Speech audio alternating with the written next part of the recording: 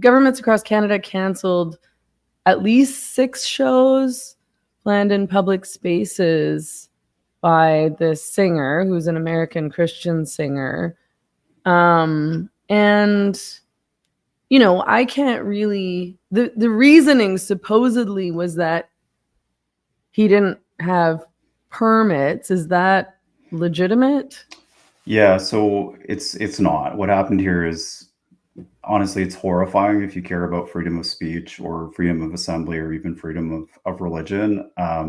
They, governments, they can deny permits for, serious safety reasons. But what they did here in a lot of cases was he had permits, and people complained that they didn't like his speech because, CBC did a story about him where they said he was pro-MAGA, he's anti-abortion, he ran as a Republican candidate, and he's not the type of person that CBC likes or wants to attend a concert at. And this got people with their elbows up saying he should be canceled. And surprisingly, I was surprised, honestly, that all of these municipalities and Parks Canada, one after another, pulled his permits. Or in the case of Montreal, where he tried to do an impromptu concert / prayer session at a church, they said, you need a permit for that, which, you need to apply for like 10 days in advance or something, even though it's an impromptu little gathering, and fined him $2,500 for that, according to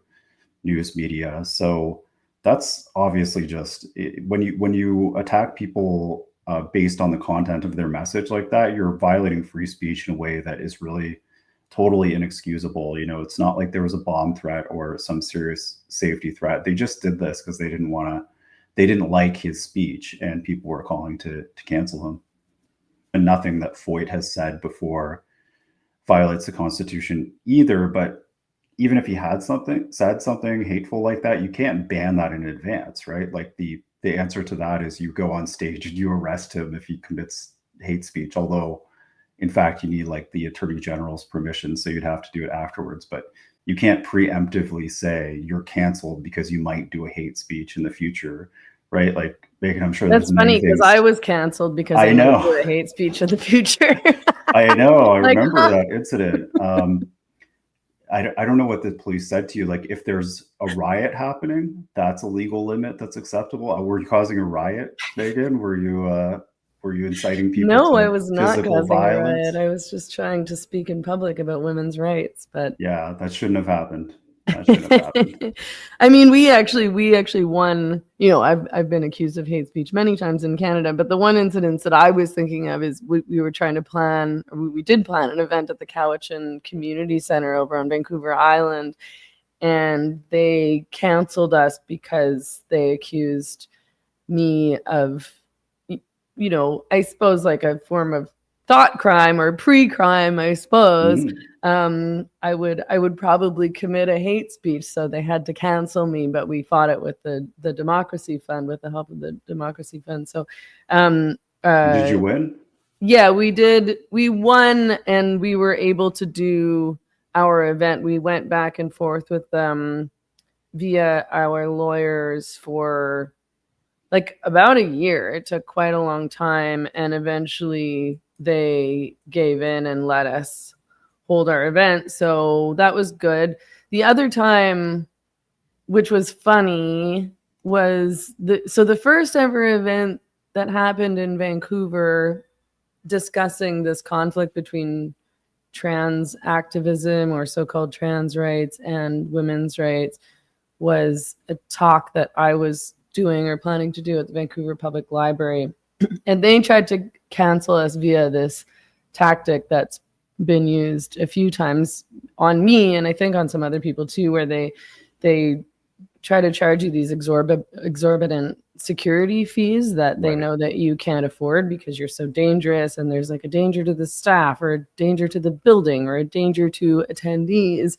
And so that's their essential way of canceling you, because it's like, okay, well, I don't have $9,000 to pay for private security. And what ended up happening is that we fought it with our lawyers at the JCCF, and we won, but they made us hold the event they made us change the date and then hold the event after hours. So we had to have the event at like 9 p.m. But we did it. But prior to the event, the CBC hosted a panel to discuss the event and whether or not I might do a hate speech at the event. But they didn't invite me to participate in the panel. They just sort of, speculated about what I might say, whether I might do a hate speech. And I've been on the CBC before, before I became a bigot. I had written for the CBC and I'd been on the CBC, so they have my contact information. The CBC in Vancouver is also located right across the street from the Vancouver Public Library, and they discussed whether or not I might commit a hate speech and then declined to actually come to the event to cover the event to see if I would do a hate speech. I didn't do a hate speech as far as I was concerned, but needless to say, I mean, it's the bar for hate speech is very confusing if you look towards outlets like the CBC, I would say. Well, we should talk about that a bit because I've said that this limit is really, really high, and it's the most extreme forms of vilification or detestation. That comes from a 2014 case called Lotcott.